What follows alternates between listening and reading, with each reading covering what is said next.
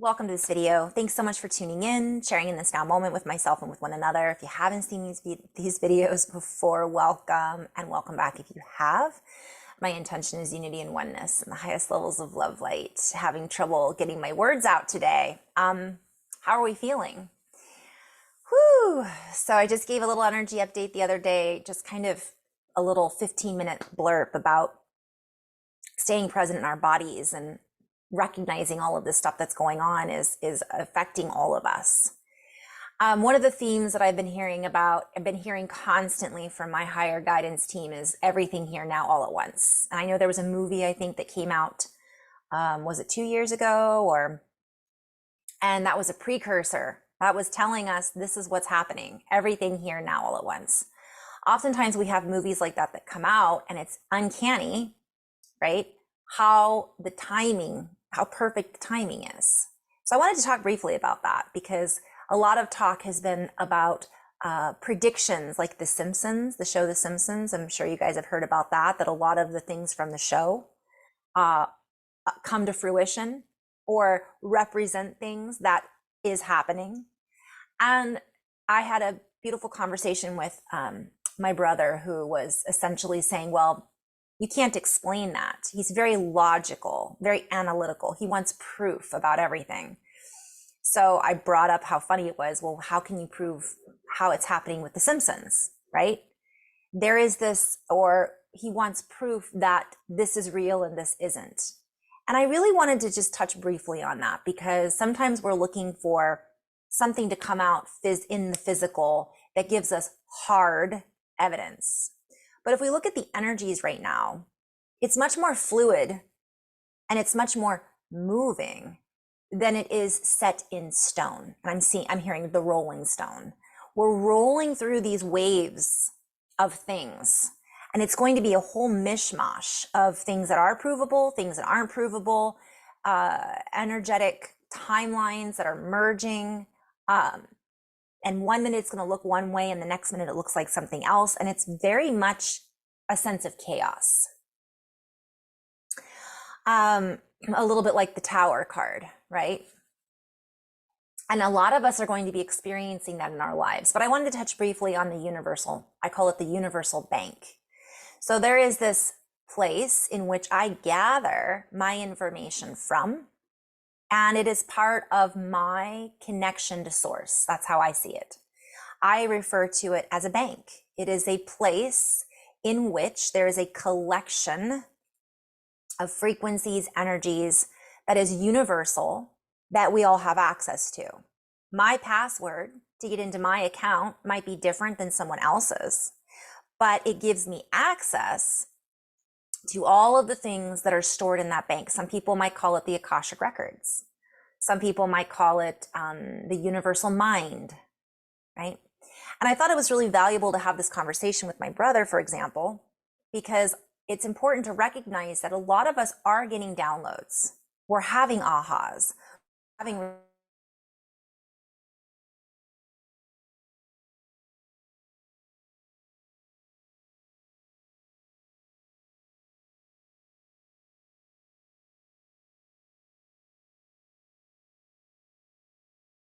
we can't logically explain how we got the information. Sometimes we just know. And this is happening a lot, more and more to many of us. And essentially what I'm seeing is there's this need to merge the logical, analytical, and the creative with discernment. Because so I can go into so many different, everything here now all at once. I can go into so many different topics. Let me just go back to this universal bank.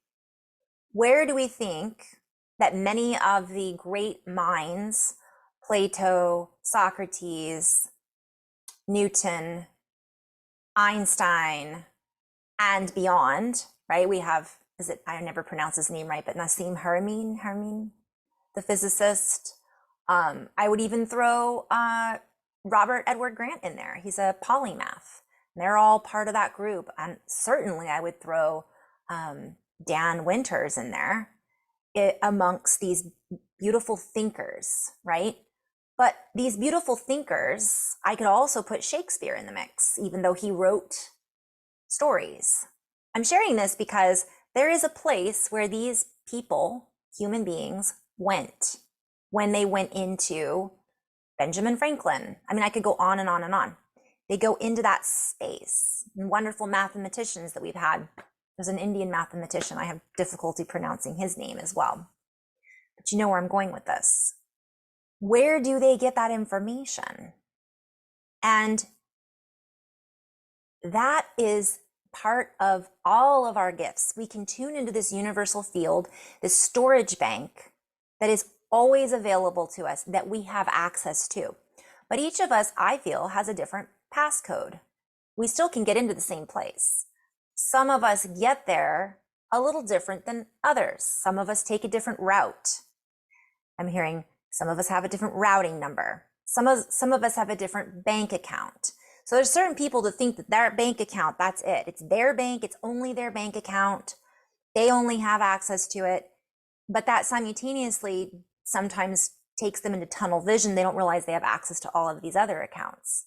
We all have access to this information that is flowing through the universal bank that holds frequencies, patterns, thoughts, memories, so on and so forth. Einstein used his imagination to think about and imagine what if. What would that look like? I wonder why, and ask questions. A big part of this universal bank is asking questions. When we ask, right, ask and you shall receive, we receive answers. Those answers may not always look or sound or feel like we think they should, because the universal bank doesn't work in the same way that a human works or a human operates. It operates in a completely different way. I'm bringing this up because one of the biggest thoughts or synchronicities that I had come up was, I'm seeing a lot of people that want proof. They are over analytical, over logical, and in that sense, they are requiring a physical example of how this is true. And that is necessary in a lot of ways. And when we're trying to prove science, you're trying to prove mathematics and so on and so forth. But there's also this beautiful bridge that we must use our right hemisphere of our brain as well in order to sometimes just trust in what we're seeing and work with that we have to have the two together. We can't have the proof in the physical until we reach into that universal bank and pull that information out and then work with it to prove it later on. And some of it isn't necessarily ever provable. Many of the information that we get are called theories for a reason. Einstein's theory of relativity, right? That's not proof of relativity. And yes, some might argue, well, we have proof because of this, that, or the other, yet at the same time, it's still not called proof, it's called a theory. And because our reality is shifting and what we understand about our reality is growing, because our reality is growing, that bank is getting bigger, we now have access to more information that we didn't have before that gives us the opportunity to prove some of those theories. But that doesn't mean we're always proving that they're right. We're also seeing that we now have proof that many of the discoveries or theories that we've had are not correct. And we bring them into, I'm hearing, a right and proper order. We can use the foundation of the theory and then utilize it in order to find a better answer, a more reasonable deduction, if that's all play on words. So again, we're being called to be less rigid and more fluid, because the more we try to hold on to these rigid, logical, analytical resources that have been the staple, and this is a play on words, of our reality, to then therefore make our reality stable, we begin to find out that as we move through this new reality, everything here now all at once, it doesn't have the same structure that we thought that it did because it was stapled together. And this can be science, it can be the political realm, the social realm. So the staples are starting to come apart. And I'm getting that as a vision. Like reality is expanding. Our consciousness is growing, if we want to call it that, whatever we want to label it as. Again, not getting hung up on labels, but let's say our consciousness is expanding, our balloon is getting bigger. And as that opens up, more things bubble up to the surface for us to then work through, for us to then incorporate into the problems that we've had in the past, incorporate into the mathematical equations, scientific equations, political equations that we've had that are no longer working because the staples have popped off, because they can't hold it anymore because we've grown so much. We've outgrown these old patterns. So now as we reinsert these new discoveries that have been there the whole time from one perspective, but we haven't been able to see them, it gives us the opportunity to expand our knowledge of how reality works, how our social structures are truly set up, how our political structures are set up, how our entertainment, where it comes from, so on and so forth. And part of our expansion has to do with more and more people tapping into this universal stream of consciousness. And it's going to look different for everyone. Obviously, Shakespeare and Einstein, two different time frames, but I'm not sure if Socrates or Plato was the same time frame as Shakespeare. But my point is, everybody utilizes those resources in a different way. They use a different harmony, and then they pull through that information for their own resources. So I hope this is making sense for someone out there listening to this. And so it looks messy. You've got staples laying everywhere. Nothing's really kind of fitting anymore. It's all unorganized because it's in the process of being reprogrammed, reset, restructured, renewed, all of that stuff. Our reality, our lives, our thoughts, our ideas on how all of these things work. So that's what's going on. Now, we're seeing that in the social, economic, political, scientific realms. So again, as within, so without. So as I mentioned in my quick message the other day, that's what's happening also inside of our bodies. We're activating things that have been there the whole time, potentially. However, they've been dormant.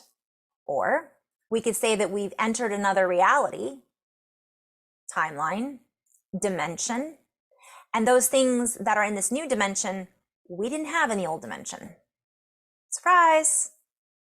I'm seeing like two hearts. By the way, you have two hearts now, not just one.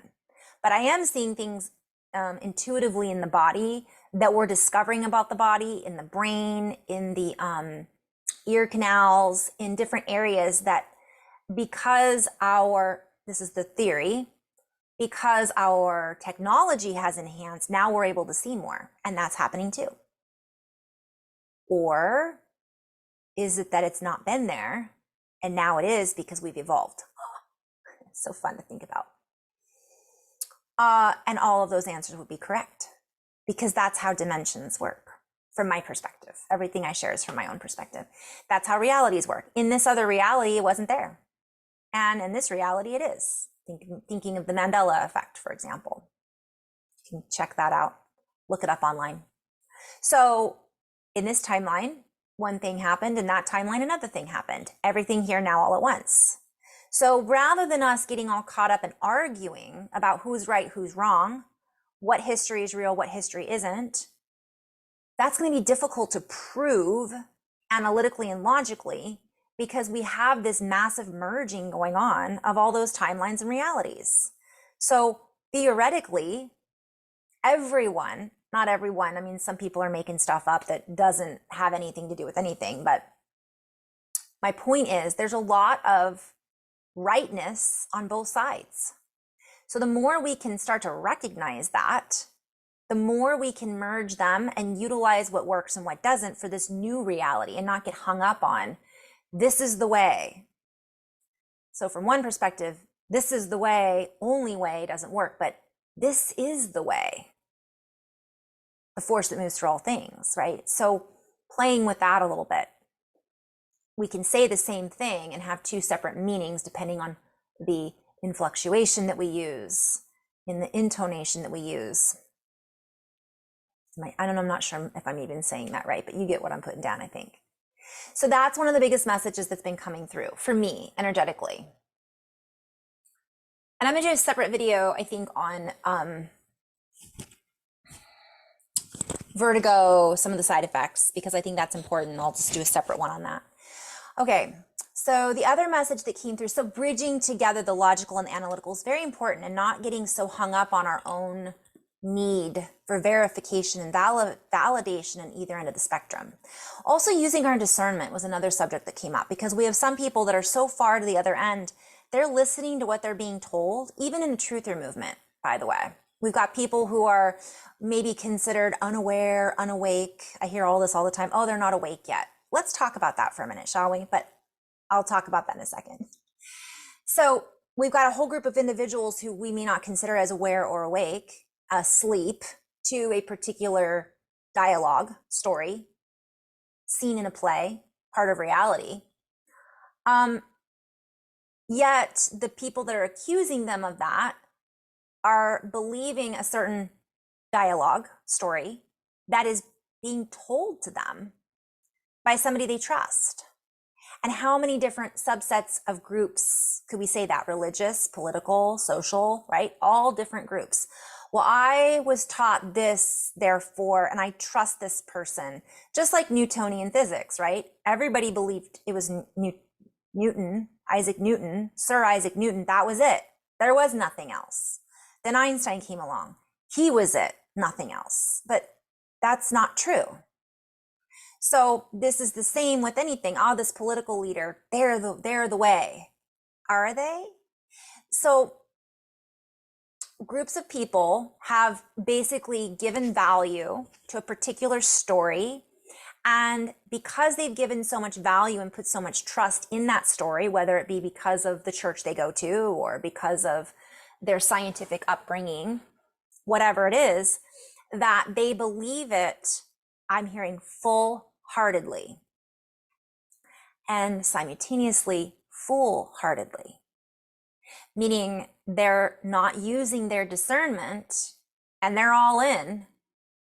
And this is creating imbalance. So if everything is coming together and everything's happening all at once, there are people that are so hung up on these stories. No, this is the way it has to be. I know this is true. I trust this person.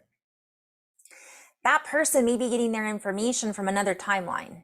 That person might be right, but that person may not have picked up on the shifts and the changes that are happening that have now shifted us into another timeline. Just keeping that in mind. Where are our resources sourcing their information from?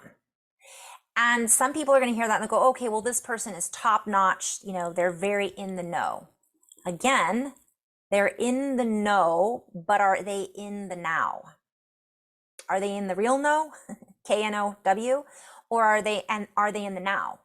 Because if they're not in the moment and realizing the quantum realm, the information that they're receiving and sharing has the potential to not be accurate. That doesn't mean that they're wrong. It just means that their resource that they're getting their information from has shifted, and they may not have shifted with it.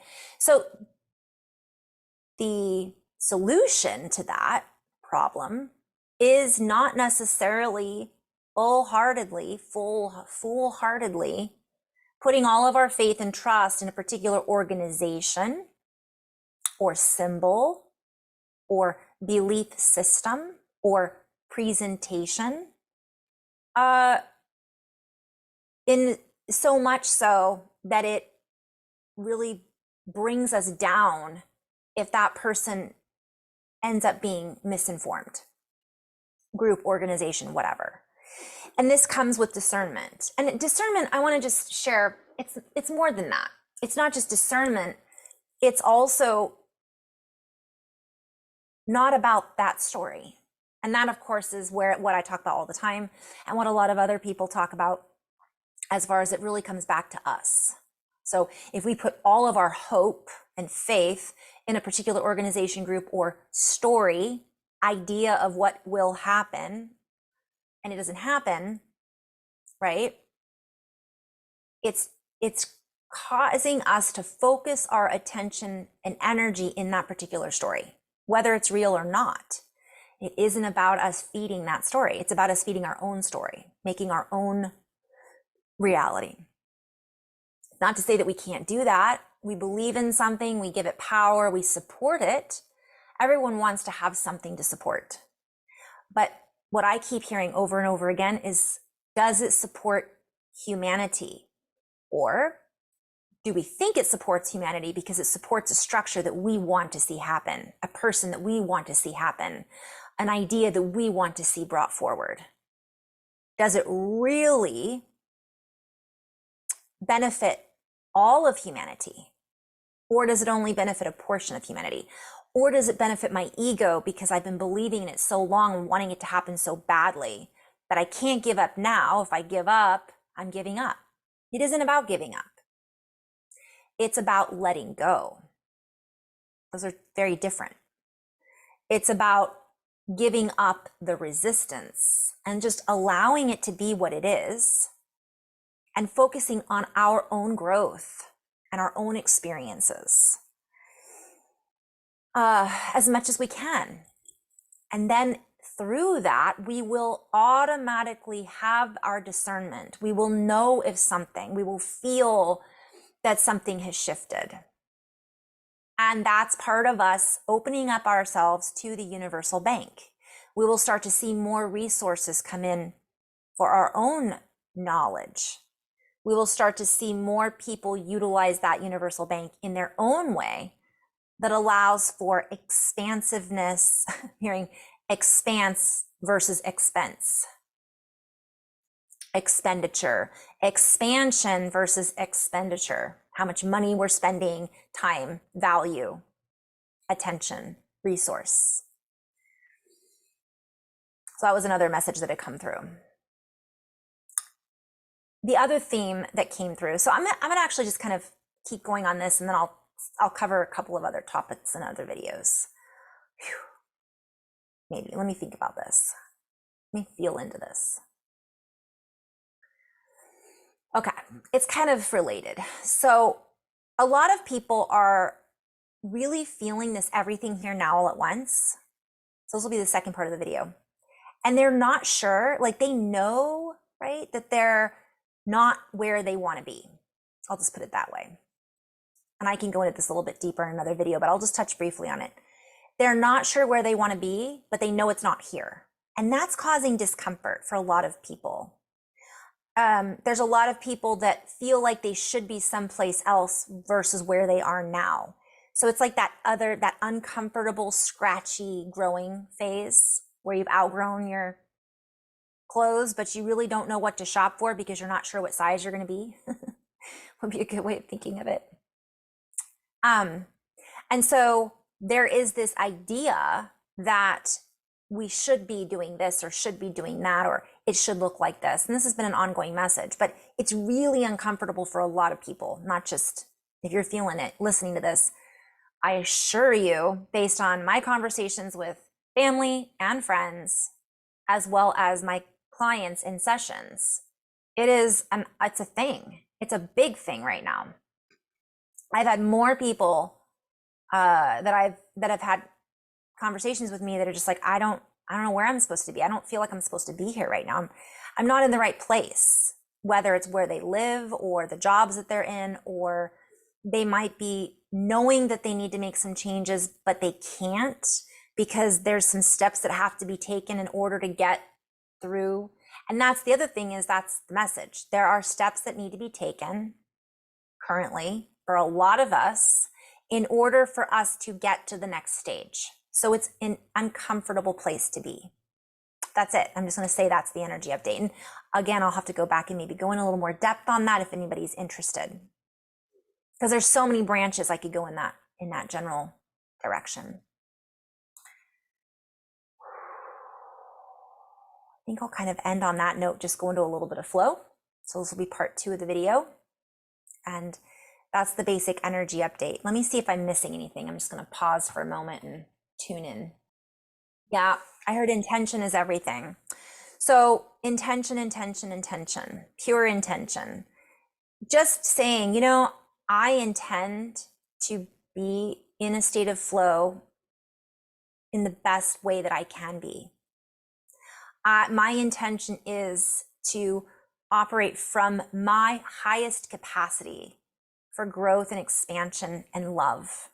My intention is to be coming from a state of compassion for myself and others, and strength and vitality all at the same time. Setting those intentions throughout the day give us the ability to come back and get centered. Because one of the biggest things I talked about in my previous video is we're being pulled in all these different directions. Everything here now all at once, right? So I do it too. It's just if I don't reset my buttons, everything is going to push my buttons. So I'll get triggered by certain things and I realize, oh man, I've been overthinking for the past hour about something that is really, I could have spent 5 minutes on. It's a habit, it's a pattern, it's a cycle that gets on repeat. The repeat button, that's the button that gets pushed. The other button that might get pushed is fear because of what we're seeing happen around us. I'm getting goosebumps on that. So we'll go into that a little bit deeper. So let's talk about what's happening around us. Everything here now all at once. Everything is shifting. Our bodies are shifting. What I'm hearing are the patterns are reorganizing. The patterns of life are resetting. So it's almost like I'm seeing a trumpet. What is it? The walls of Jericho in the Bible? A trumpet the sound has blown everything out of proportion, meaning it's not proportionate. It's not balanced right now because it's time. It's like when you hear a trumpet, it's like an announcement.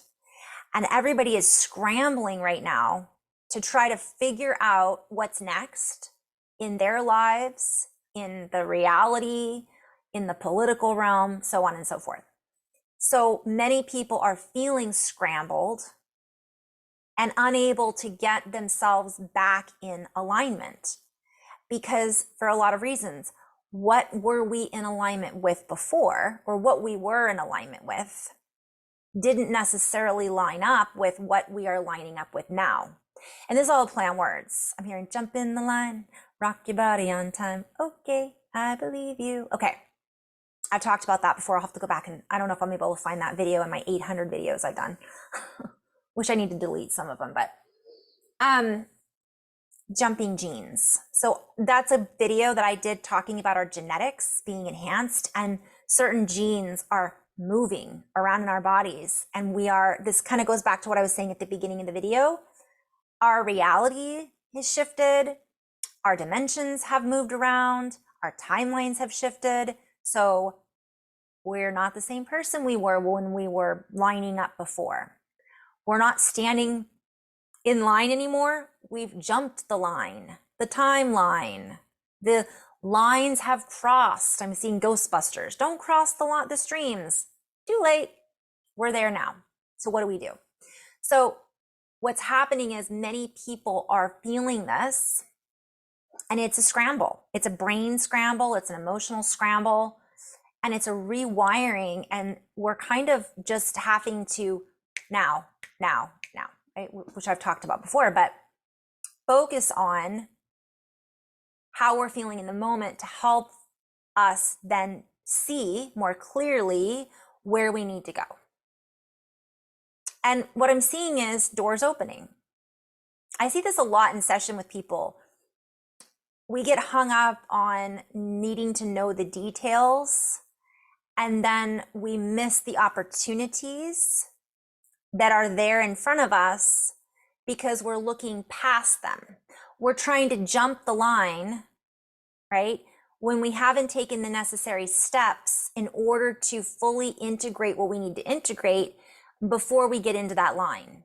And sometimes we do jump that line and we're missing some things in between, which can make us feel more scrambled. So we have to go backwards sometimes before we can get back in that line. And I'm not saying like behind somebody else. I'm talking about a certain trajectory. So that's happening too. So it's a little messy. It's a little messy. It's been messy, Carrie, I hear people say. It's been messy for years. Yes, but it's a different kind of mess. It's a little different now. Feels different. Because not only are we having these moments of scrambled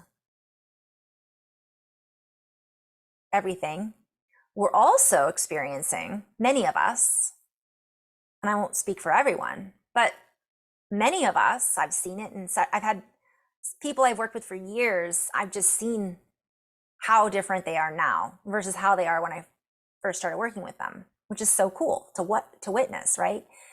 Me too. You guys have watched my channel for years. I've changed a lot too.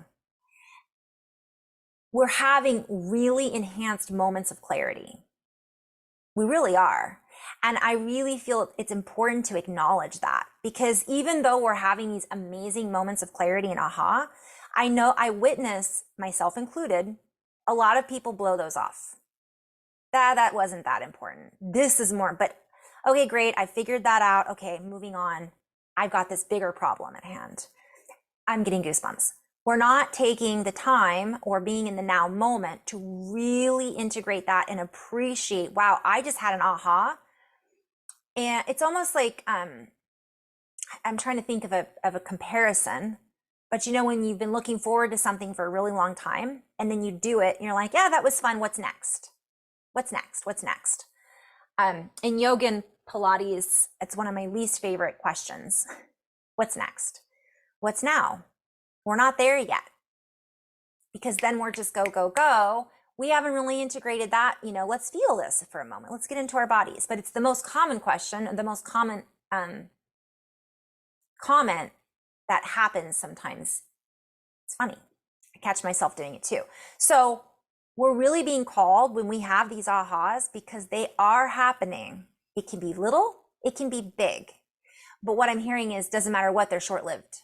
So we're not focusing as much on that. Instead, we're focusing on the problem. We just had a solution though that presented itself. Boom. Enjoy it. Wow. Don't just throw it away. Really enjoy it. So give ourselves the credit where credit is due. And that's going to give us the opportunity to be present with ourselves. This enhances our ability to problem solve for what seems like the bigger problem at hand. And also, I'm seeing tie up loose ends. So sometimes if we let all those ahas go, sweep them under the rug like they're not important, we don't realize that that is somehow connected to the answer to the question that we perceive as more important in that moment. If that makes sense? So. And I'm hearing interlocking patterns. So then we're able to recognize some patterns we might need to release, or we're realizing this is a pattern that we've healed. And that allows us to interlock with some of these other programs that may actually be a problem, because we're not integrating the solution, which has already been discovered, but we're not associating it with the problem we have in the future, if that makes sense. So we're not putting the two together. It's the same problem, or same solution, same problem, but just a different angle. You know, we have this in our relationship. Oh, but guess what? We just solved this problem at work, and they're kind of the same pattern. So if we interlock those together, I'm seeing Tetris, dissolves it. But if we didn't take the time to acknowledge that, we wouldn't realize the synchronicity. We wouldn't realize that pattern recognition. And that's key. We could play with that. We recognize it, and then we're able to process things so much easier. So being present with that is important. Sometimes we feel like we always have to have a problem to solve.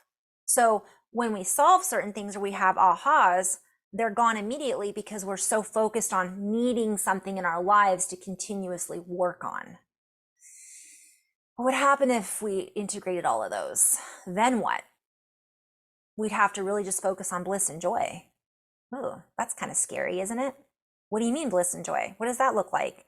I don't know what to do to feel blissful. How can I feel blissful when I've got all these problems?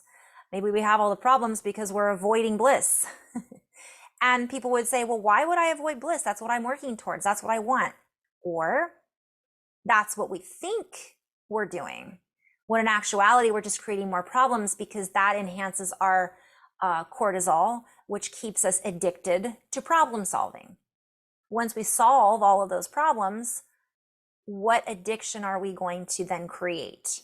And it might be bliss. And bliss is not high all the time, by the way, guys. I've mentioned this before. Bliss is not always sunshine and rainbows. I would say, let's think more coherence, a state of flow. And all of a sudden, that feels very different than consistent problem solving, looking for solutions to our karma, looking for solutions to us not being good enough. Oh, I'm doing this again, recognizing the pattern, but then walking right into it again because I have karma I have to resolve. Do you?